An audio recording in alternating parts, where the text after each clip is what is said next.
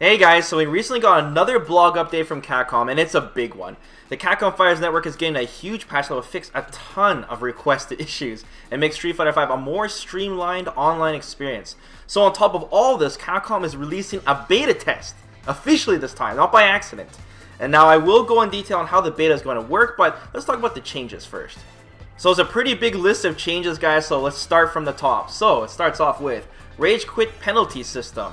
So that's being changed. It says the icons are working correctly now, and matchmaking logic now takes into account your online behavior, and frequent disconnectors will be matched with similar opponents. So you guys remember that whole Reaper icon and handshake icon and stuff? We're wondering, why aren't we seeing those anymore? Maybe we think that all the Rage Quitters were actually just playing each other and we weren't running into them anymore. Well, it turns out that Capcom actually took that out of the game. Now they're bringing it back in, and it should be working this time. I remember on the day one we're all getting, Reaper icons and such, and even though the Reaper icon is cool looking, it doesn't mean it's good. So it'll be nice to see that again, and plus we'll be running into people that don't frequently rage quit as well, so we should have better matches. Next up, ranked and casual match loading times. We understand many players are not happy with the load times when entering online matches. There will now be a shorter transition when going into ranked or casual matches. So this is great. This is actually really good timing because we got that tool assisted mod that made the loading time super fast and showed the potential of how fast this game can actually be. So now it doesn't matter if you're on PC or you have a PS4 Pro and using that Pro Boost or whatever. Capcom is finally gonna fix the loading times, which were getting horrendous each and every patch. So I'm really excited to see how fast this actually is gonna be. So hopefully it's as crazy as tool assisted's mod. That'd be really nice. Next up, Battle Lounge country flags. Country flags will now properly load in battle lounges, allowing players to locate competition in their region. So this is just easier for players to find, better connections, self-explanatory. Next up, training mode. User settings saved. Training mode settings are now saved and will carry over to the next time the mode is accessed. Wow, man. It's been a year, guys, but finally now when we go into training mode, we won't waste our time constantly turning the no stun on. How many times, guys? How many times? But yeah, that's good. That's a good change. I really want them to bring online training mode now. This is like the next step. Online training mode would be really nice, but it will be convenient. It will save us some time. So faster loading times and the training mode settings saved. So everyone, like I said, everything is getting streamlined. Next up, matchmaking improvements. It should now take less time to find an opponent in online matches. We've also added logic, which avoids frequently being matched with the same opponent repeatedly. I have fallen victim to this myself, actually, especially against people that are not even in my country. I don't think anyone in Canada plays anymore, though. But yeah, faster matches, faster loading times, training mode options saved. We're gonna be saving a lot of time now. Hopefully the game loads up faster too when you boot it up, because that's a huge factor as well. But man, this patch is looking really good so far. But that's not all, guys. There's still more. So fighter profile stats. More detailed stats will be tracked and presented in your fighter profile. So that's the fighter profile card where it shows like percentages of your losses and what you got hit by and such. I wonder what new information they're gonna add, or maybe they're just making it so it like completely works now, because I know some of the information is not working still. One of the most important things you get from the profile card is learning, the matchups that you're losing. So if you're losing a lot to like Urian players or Balrog players and such, you'll be like, oh man, I really need to work on this matchup, and that's a lot of my losses are coming from this specific character. So that's like one of the most important things to take from those cards. Anyways, moving on. Country league-based ranking. Players will now be able to filter leaderboards based on country or league. So it's just easier for you to find specific players or a specific player that plays a specific character in your league, and just kind of see at the level you're at and what the other players are at. Just better functionality on the leaderboards. Next up, friend management system. So this is new. In addition to adding a player to your favorites, you can now add friends and follow them on CFN. I'm not sure if you add send a friend request that they have to accept it, or they have no choice to accept it. But anyways, it says you can also now blacklist players.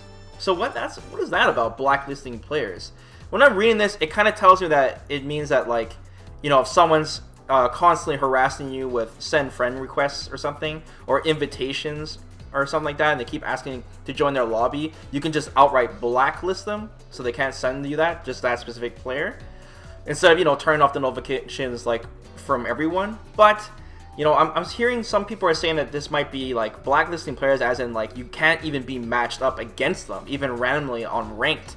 And I think that's a little too much power for some players. I can understand that maybe if there's this like really laggy opponent, or he's not even in your region, or somebody that you know that rage quits, or just, you know, someone you don't want to play against in particular, you want to blacklist them so you don't match up with them anymore. But I feel this was just going to be abused more than what its actual use is going to be, assuming you can blacklist players so you can't play them anymore. But like, you know, if someone, you have a really bad matchup against, like, you know, I don't know, Balrog or something, you're like, okay, I'm not going to play, I'm going to blacklist all the Balrog players, I'll be master in no time. You know, I feel like this can just be super abused. But the friend list thing sounds cool. So on top of that, they're adding this interactive timeline, and it says, on the CFN home menu, a live feed of your friends' activities is presented on an interactive timeline. Using the timeline, you can immediately add a recent match to your replay list, view a fighter profile, manage your friends, and adjust timeline display settings. So, if you guys remember way back before Street Fighter 5 even came out, they were talking all about how you can pretty much just stalk pro players and find out exactly what they're doing in their activities and such. And that's why I was asking before, when you send a friend request, do they have to accept it? Because if they don't, then you can use this to really actively search, like, exactly if you guys are stalking Daigo, for example, and be like, man, when is Daigo playing next? You can use this and just show up right in the timeline and see exactly when he's playing his next match. So replay YouTube channels are gonna love this shit. Next up, in-game announcer voice. The in-game announcer will give you stats on both you and your opponent using data pulled from the server. What? In-game announcer voice? So I guess apparently the in-game announcer is gonna start talking shit and doing commentary during your match. I don't know what this is about. Is he gonna tell you stop jumping? Stop getting thrown? Pick a top tier? I don't know, man. It's really random. That's cool. We'll see what it says. Like, there were some voice files missing from Street Fighter 5 that were leaked from a long time ago. Stuff like announcing tournaments and such. But I don't remember any sound files that were like from a match. So this must be something they're adding to the game. So what could... Hopefully it's not something crazy, like something not annoying that you hear during the match too, right? But I guess we'll find out when the beta server's up. So as you guys can see, there's obviously a ton of changes coming to Street Fighter 5. So back to the details on the public beta test server. First off, what you guys need to know is that it's PC only. If you have PS4, RIP, only for PC, and it's going to be on Steam as a separate client entirely. It's online only, obviously, because they want to test the CFN, so online only.